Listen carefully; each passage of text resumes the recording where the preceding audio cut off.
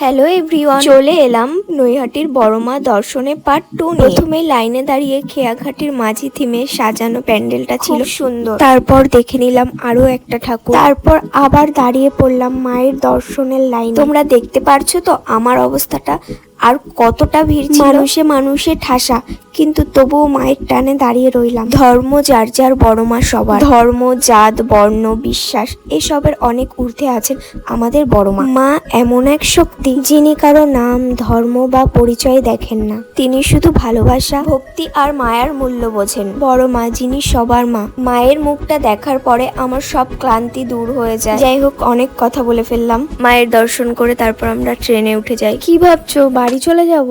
না না, এখন খেতে হবে, খাওয়ার সময়। একটা টাইম আমি ভুলে গেছিলাম আমি মায়ের দর্শন করতে এসেছি না খেতে এসেছি। খিদে পেলে কি আর করবো গাইস, খাওয়া দাওয়া তো অনেক হলো, বাড়িও তো যেতে হবে নাকি।